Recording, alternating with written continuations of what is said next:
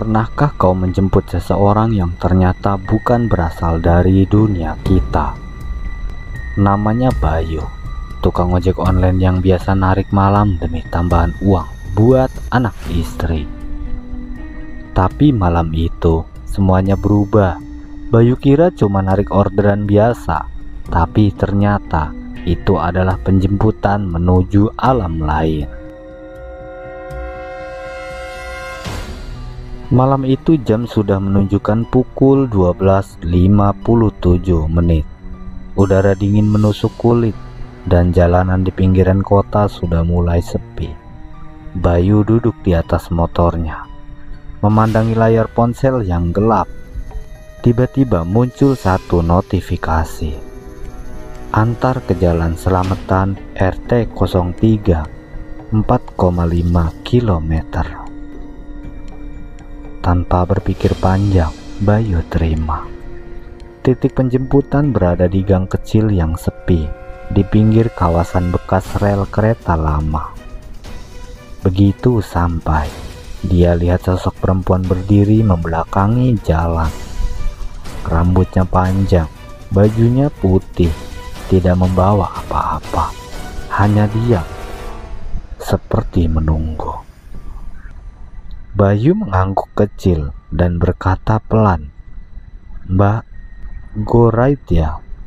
Perempuan itu mengangguk pelan tanpa suara, naik ke boncengan, duduk sangat tegak. Bayu merinding seketika, tapi mencoba tetap tenang. Perjalanan terasa aneh. Jalanan yang biasanya ramai, malam itu sunyi mencekam. Lampu jalan mati satu persatu saat mereka lewati.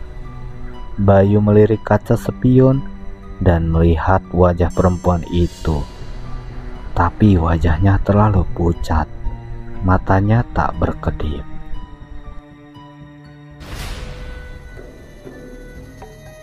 Bayu mulai merasa panik. Ia menoleh sesaat untuk memastikan. "Mbak, ini benar ke arah mana ya?" GPS-nya muter-muter terus.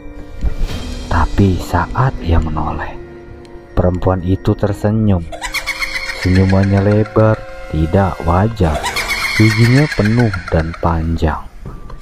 Bayu langsung membanting setang motornya ke kiri, mutar arah secepatnya. Tapi aneh, jalanan berubah. Sekarang dia melewati jalan tanah sempit, gelap dan penuh kabut. GPS mati total. Semakin jauh dia melaju, suara motor berubah seperti bergema, seolah dunia sekitarnya menjadi sunyi. Tiba-tiba motor mogok. Bayu turun. Dia melihat ke sekitar dan di depan ada desa tua, Temarang, tanpa suara, tanpa lampu listrik. Hanya ada obor kecil dan rumah-rumah kayu seperti zaman 70-an.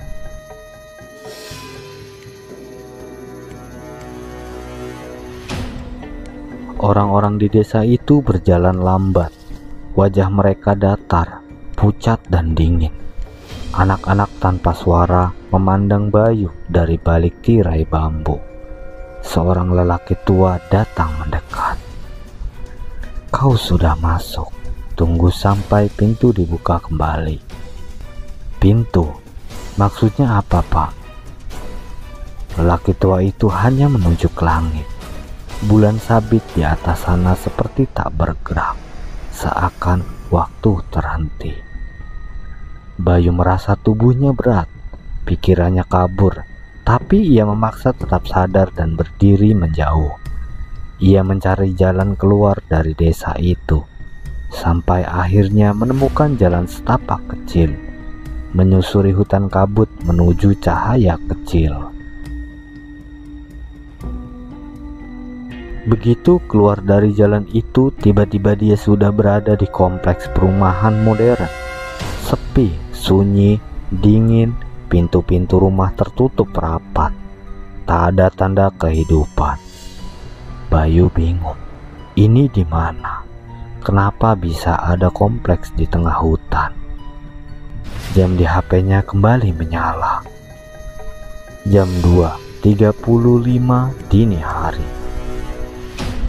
Dia berjalan menyusuri komplek sampai menemukan pos satpam. Di dalam, seorang satpam tua sedang duduk setengah tertidur. "Loh, kamu dari mana? Kok bisa ada di sini?" "Saya tadi nyasar, Pak. Masuk dari hutan belakang.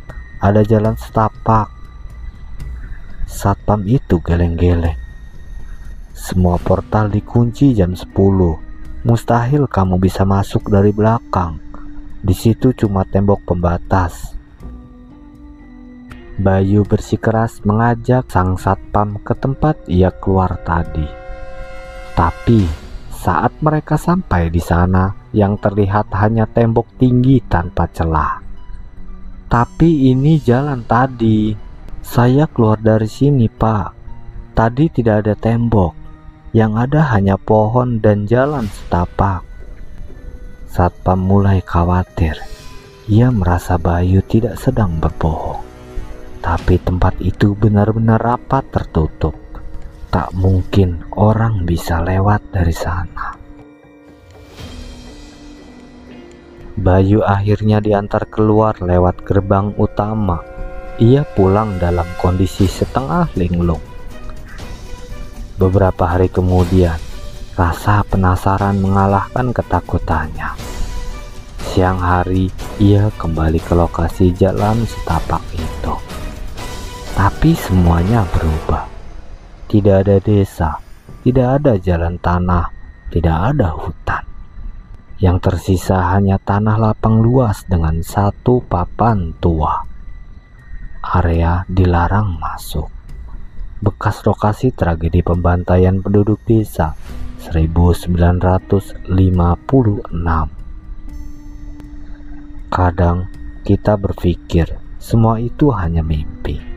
Tapi bagaimana kalau ternyata itu bukan mimpi, melainkan peringatan dari mereka yang terjebak di antara dua dunia.